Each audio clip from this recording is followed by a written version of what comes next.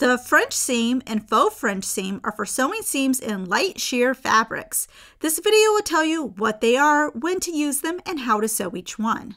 Each of these describe a seam in which the raw edges are completely enclosed, providing a neat finish on the inside.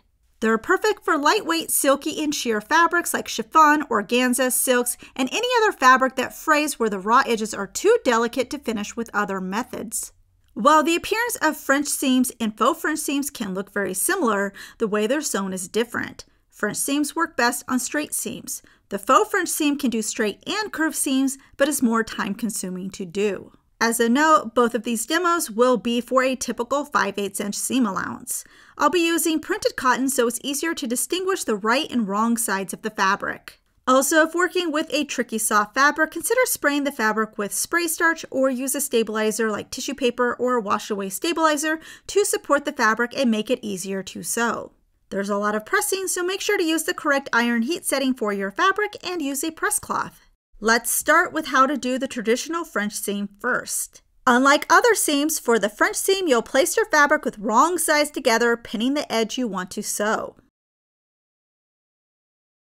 Sew at your sewing machine with a 3/8 inch seam allowance, even if you ultimately want a 5/8 inch one. The seam is done in 2 steps, so don't worry.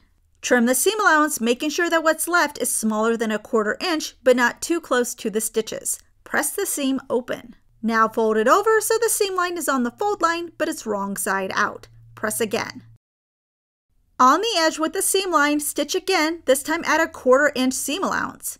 This, plus the 3/8 from the first stitch, adds up to a total of 5/8 of an inch. The trimmed seam allowance is being hidden inside. Here's what it looks like when finished. On the right side, it looks like a typical seam, but on the wrong side, it's very neat with no raw edges visible because it's enclosed. Now let's tackle the faux French seam. This can be done after you've done regular seams if you want, because it starts off similar.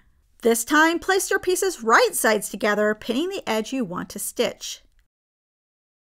At your machine, you're going to sew your typical 5/8 inch seam allowance. When finished, press it open, but this time you're going to take each side of the seam allowance and fold it to the seam line and press again. Then bring each folded side together and pin. Here you have a choice. You can stitch the folded edge of the seam allowance together at your machine and be done, but this option might make your seam allowance area stiffer. Or if you want to have more softness in the seam allowance area because maybe you're working with chiffon, you can hand sew the edges together using a running stitch or whatever type of hand stitch you want. Here's what the faux French seam looks like on the right side and what it looks like on the wrong. Again, this is a better option if working with curved seams. Both of these stitches are good options for giving garments a high-end look, especially when working with silks and sheers, and for keeping the inside as neat as the outside. Our book, Professor Pincushin's Beginner Guide to Sewing, Garment Making for Nervous Newbies, is now available to order. Go to professorpincushion.com/books or click on the link in the description to see a list of vendors where you can purchase it.